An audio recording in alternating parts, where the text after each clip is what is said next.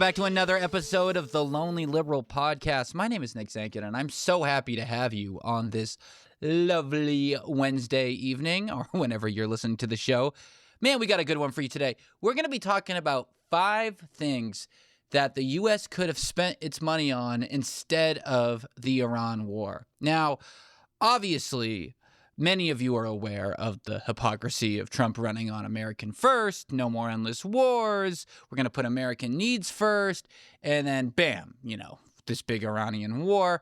But maybe some of you aren't aware that the war has cost the American people at least $12 billion in its first 3 weeks. And that's confirmed from the Pentagon. So highly likely that's an understatement, but at least $12 billion.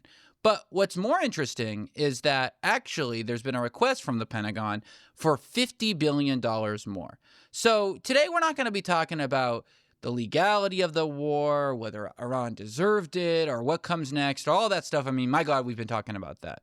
We're going to do something a little bit simpler today. We're going to be talking about what could that money have bought for everyday Americans, right? Because I think when you see what could have been afforded, your jaw will drop. But also, I want you to remember this the next time that they say they just don't have enough money. So, like I said, we got a lot to talk about today. I'm super happy to have you. And without further ado, let's get... All right, before the list, just very quickly, just to recap what I just said, just so you guys all have the numbers in your head before we go into the list, okay? So, like I said, the Pentagon has said the Iranian war has cost us $12 billion so far. And they're drafting a bill that says that they need $50 billion more, right? Now, keep in mind that the defense budget for the U.S. already hit $1 trillion, okay, from the one big, beautiful bill last year, okay? So we're not talking about the cost of a finished war. We're talking about like a down payment, I think. I think that's a good way to think about this, okay?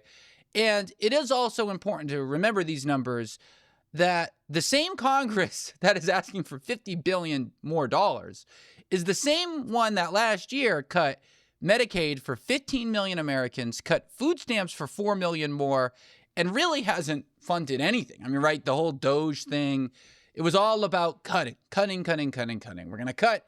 Government deficit is a huge deal, so cut, right? So we're going to be using the $50 billion number for all of the comparisons because that's literally what Congress is deciding on now, and that's the number, okay? And one more thing before we do the list. We're going 5-1, least to most outrageous, in my opinion. Now, you may not agree, and I'm really curious what you think. Write us in at lonelyliberal.com@gmail or just YouTube comments and stuff like that, but that's how this list is going to go. All right, enough preamble. You ready?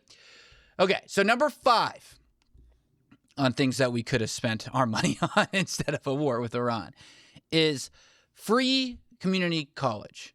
And what I want to reference for the numbers here is actually a proposal that Biden had, which is called the American Families Plan, which cost the country $11 billion a year if it was to be enacted, to make 2 years of community college tuition free for every American. All right?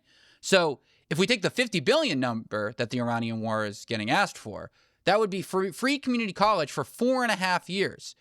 But more importantly, and I think more jarringly, the first 18 days of this war cost more than free community college for an entire year. All right? 18 days of war cost more than free community college for an entire year. Okay? There are 10 million students enrolled in community colleges. Working people, single parents, veterans, just people, right? People just trying to get ahead, right? And we could have given them free community college, but instead we did 18 days of war, okay? And remember, it's important to note that most countries that have the money, I mean, no one has the money we have, but high-income countries offer free college, period, full stop. Not just community college, just full stop thing. So remember that. When they say we can't afford free community college, we don't have endless money. We found $12 billion in 18 days, yet we can't find $11 billion a year for college. All right, number 5. All right, now go on to number 4. And this one is crazy. They're all jarring. When I'm looking at this list, I'm like, man, this could have been higher. Number 4 is save every rural hospital in America that it's about to close. Okay? There are 759 rural hospitals currently at risk for a closure due to finances, obviously, right? 40% of them, over 300 hospitals, right, are at an immediate risk of closing within the next 2 to 3 years. Already this year, or last year, I'm sorry, 18 rural hospitals closed, period, okay? So this is a huge problem for a majority of the country. Now, obviously, I know a lot of people who listen to the show are on the coast and don't live in rural communities, but I really want to emphasize how important rural hospitals are to like a huge swath of the population of this country, right? In particular for baby delivery. 27 labor and delivery units were closed in 2025, and 60% of all rural hospitals no longer deliver babies. So think about it. Now women have to drive freaking hour plus.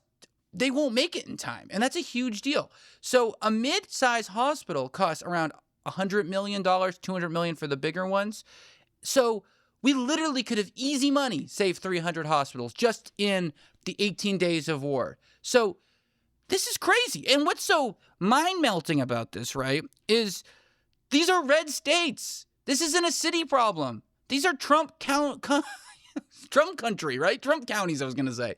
So it's a disaster. And a lot of the times when these rural hospitals close, the town dies because people move away where there's not medical care, right? School loses enrollment. Grocery stores go away. Young people leave. It's a disaster. And like I said, this is Trump country.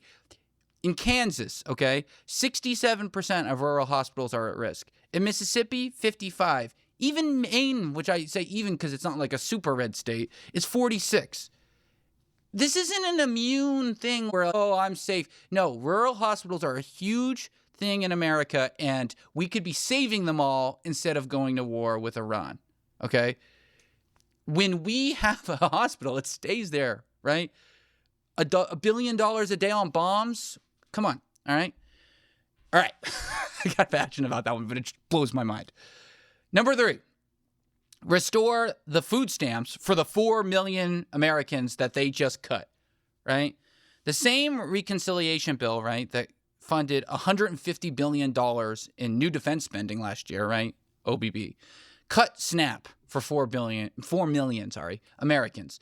Now, you guys heard about this when this was happening. People talked about it a lot. This is a big part of the pushback that caused the government shutdown, right? But it came through, right? So if you just spent the first 6 days of war, which was $11 billion alone, you could have restored that entire SNAP benefits, okay?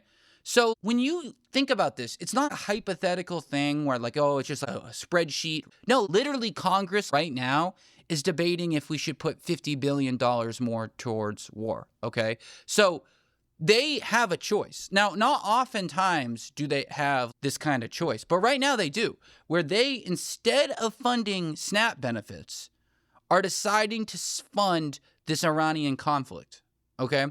And again, I'm not saying if they should fund it or not fund it. I'm just saying what they could be doing instead, or what that amount of money could be worth used in other avenues. And I think what makes this one a little bit more jarring than the other one, even though you could say, oh, the rural hospital one maybe is even more jarring, is that they're negotiating the cuts while on the same other side of their mouth funding this war with that. So it just makes it a little bit more offensive. And very quickly, if you like the content, make sure you like and subscribe. Anyway, but let's get to number 2. And this one, I think you may have heard because it's could in a way be the most jarring, but it actually, I think, is the second, which is that with the money we've spent on this Iranian conflict, we could have ended homelessness in America for a full year, okay? So the National Alliance to End Homelessness says that $9.6 billion could give a shelter for every homeless person in America for a single year, okay? So that means that the first 18 days of this conflict with Iran has cost more than ending homelessness in America. Like, can you let that sink in? I'm not good at these pregnant pauses because, as you can tell, I like to talk. But my God, Like, you could really marinate in that crazy. Now, how many homeless people are there in the U.S.? By the way, the richest country in the world. 770,000 people experienced homelessness last year, the highest number ever recorded. In that chunk, that bucket of homeless people, 150,000 of them were children, okay? And what's so crazy, and this is it's bad economics, even not even humanitarian, it's bad economics. Housing homeless people saves money in the long run. I mean, people pay, $5,000 per person the government spends on jails, ERs, emergency shelters, supportive housing, stuff like this. We're like spending more money on programs than it would to just freaking give them actual houses. And not only should we be doing that because it's the right thing to do and it's unacceptable that in the richest country in the world, there are freaking that many, almost 1 million homeless people. It's actually like good economic sense. And again, we could easily fund this clearly because we magically came up with a number for this Iranian conflict. And let's do number one, right? Number one, what I personally find the most egregious, and it's in the similar vein as the SNAP benefits one, but we could literally give back 15 million Americans who just lost Medicaid. And it's the same thing as the SNAP benefits, right? The same reconciliation bill that is funding this is cutting 15 million American people's health care. I know when we talk about Medicaid and we talk about these big numbers, they can kind of feel fictional because it's just hard to wrap your head around. I mean, my God, I can't wrap my head around it. But it really is important to remember that these are real people with real conditions, with real prescriptions, with real kids who have now just literally lost their health insurance. Okay? This is crazy. And I think Senator Warren said it right. This is the comment she said. While there is no money for 15 million Americans who lost their health care, there's $1 billion a day to spend on bombing Iran. And that's exactly what I'm saying, right? I mean, that's exactly it. If you spent $50 billion on healthcare, just healthcare, right? You could extend the enhanced ACA benefits for a year. You could restore Medicaid to nearly 2 million people, and you can restore SNAP benefits to literally millions of people all at once. Okay? That's American first, right? That's Americans who could use the money, right? How can you say that you're American first when you're cutting the health care of 15 million Americans while spending that literal same money on bombing another country? These two things can't coexist, okay? Because what this does, and why this is one, is because it is such a betrayal of the American people, and particularly the people who voted for Trump. And at the end of the day, that's who should be the most angry. And Rick and I say this on the Sunday show all the time. It's not that he thinks the liberal people are so stupid. He may think they're stupid, but that's not what he's counting on. He thinks his supporters are stupid. And I'll tell you right now, if you're a supporter who voted for him and you're seeing this, if I were you, I'd be freaking pissed. All right, and that's our list, baby. We got 5 things, all domestic priorities that are cheaper than this freaking Iranian war. 5 things, frankly, that the Republican Party has either literally just cut or blocked or ignored. So, like I said at the top of the show, remember, we can't afford that, air quotes, is nonsense. It's simply nonsense. We can always find the money for war. The question is whether we'll ever find it for the people who freaking live in this country. So let me know you, share the show, rate the show. I'm fired up. I hope you're fired up too. And you can use these stats. Use them when you're talking to people. That's the point of this show, right? You're going to hear about this. These are, this is... I'm ranting. The angry donkey meme comes real. I'm fired up. I mean, it's crazy. But anyway, we'll be on Sunday. We'll be talking to you then. And till then, take it easy, guys. I'll talk to you. See ya. Bye.